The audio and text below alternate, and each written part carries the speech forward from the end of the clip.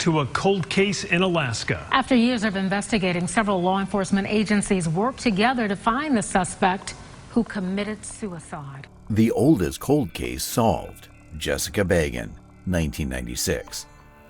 It was entirely shocking when the 17-year-old vanished after leaving her sister's residence.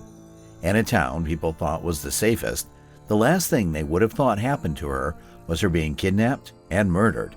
In this video, we will be talking about the case of Jessica Baggen, and we will also be talking about how technology magically solved a cold case that had existed for several years.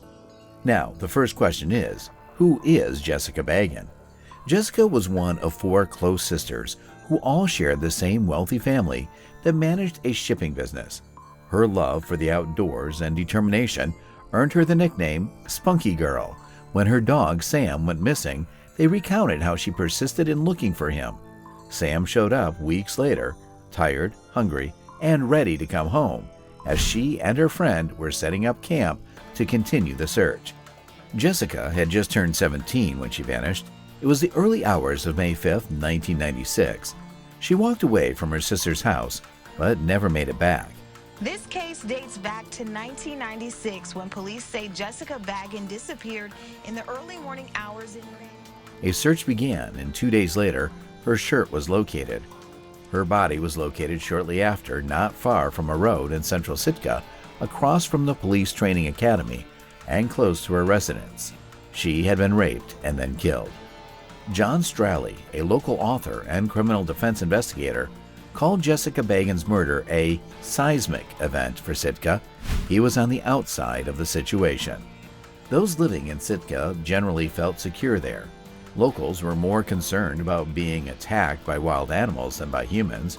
The Associated Press published an article in 1993 about the quaint and humorous nature of the police blotter in Sitka, Alaska, citing incidents such as report of a suspicious $1 bill and a complaint about some noisy croquet players. Now, the real issue is, how did this happen? On May 4, 1996, a day after turning 17, Baggen vanished. She was walking home from her sister's house in the morning when she disappeared.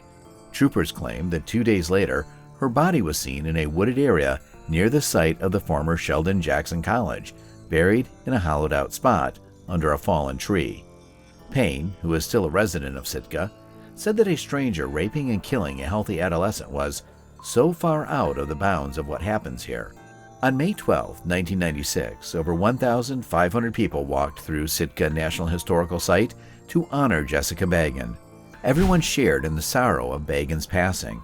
Over a third of the town's population at the time, more than 1,500 people, held a candlelight vigil near the bridge where her body was discovered.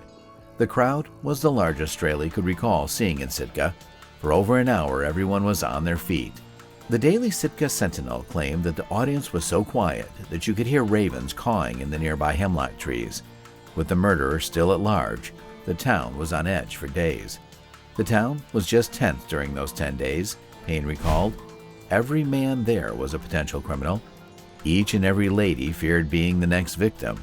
She added that there was a lot of pressure on law enforcement to find the murderer. Then, Richard Bingham, 34, arrived at the Sitka Police Department in search of information. Troopers stated there was some evidence linking the man to the crime, but no direct evidence.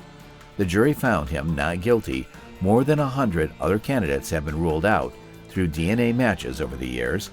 The case was given a new lease on life in February 2019 after a DNA sample was submitted to a public genealogical database. Police said they became aware of Branch as a fresh suspect late last year. At around the same time as Baggen's murder, Branch was apprehended for the sexual assault of another juvenile in Sitka, according to the inquiry. He was acquitted at trial. He uprooted to Arkansas in 2010. In January of this year, investigators in Sitka, Alaska got discarded DNA from a relative named Branch.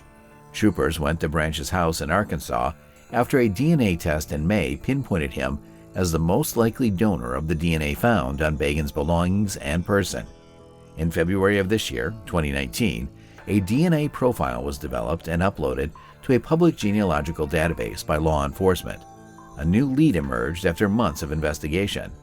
The news from Alaska hit Richard Bingham's already troubled life like a bomb when it arrived at his small apartment here last month.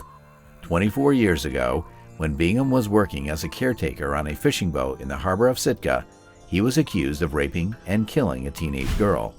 One of the infamous crimes in recent Sitka history was the murder of 17-year-old Jessica Baggen, who came from a prominent local family. After a trial lasting 13 months, Bingham was found not guilty of murder. Detectives and private investigators who specialize in cold cases were unable to crack the case for decades. Even after moving 800 miles south, Bingham's cloud of suspicion never fully lifted. Officials in Alaska made the shocking discovery of the real murderer on August 11th. Amanda Price, the commissioner of the Alaska Department of Public Safety, said that Steve Branch, a former resident of Sitka, was responsible for Baggen's death. The use of forensic genetic genealogy helped detectives link him to the crime. In February 2019, a SNP DNA profile was developed and uploaded into public genealogy. Law enforcement in Alaska used the method to solve a cold case. You will definitely be wondering how this case was put to a close, and we will tell you all that in this video.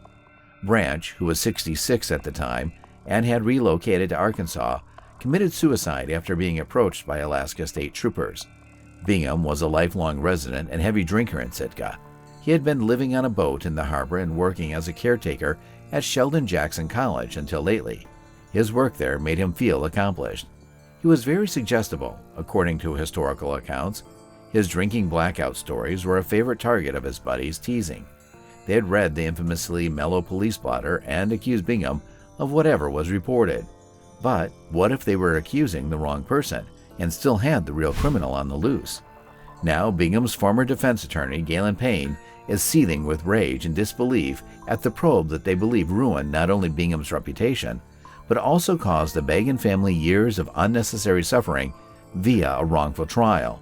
The real truth was known when the name Steve Branch came to light. They discovered that Branch had resided in Sitka at the time of her death and had been under investigation for sexual assault in the same year by looking through his family tree. On Tuesday, Major Hansen stated that investigations had proven that Jessica's killer, Branch, had been a resident of Sitka at the time of the murder. The cold case unit discovered that weeks before Jessica's murder, in March 1996, Branch had been investigated by the Sitka Police Department for sexually abusing another underage female. He was arrested and indicted for the crime in June of 1996, but found not guilty at trial in 1997. The police claimed they requested a DNA sample from him, but he declined. Police claim Branch denied responsibility for the teen's murder. Branch committed suicide, authorities said on Tuesday, about half an hour after the cops went to seek a warrant. The police have stated they are certain that Branch is responsible for the death of Baggen. We can finally declare that Jessica's case is solved, Alaska Public Safety Commissioner Amanda Price told reporters on Tuesday during a press conference announcing the resolution of the case. Although Branch will never face a jury of his peers in this case, Price added, police believe they have a suspect in Branch after sending his DNA to Parabon Nanolabs in 2018. This company then submitted the DNA to online genealogical databases. Branch was a resident of the same city as the teen's murderer. Branch had been indicted and acquitted for the sexual assault of a teenage jogger around the time of Baggen's murder. In 2010, he uprooted and settled in Arkansas. The authorities received a DNA sample from a relative of Branch and found that it matched the DNA collected in 1996 very closely. Investigators said that after his suicide, experts used DNA samples taken during an autopsy to identify the culprit. Even though the wrong man ended his life for a crime he never committed, his death was paid for as the real criminal was eventually caught. This is the end of this video. Make sure to subscribe to this channel and give this video a like. Remember to also drop your comment.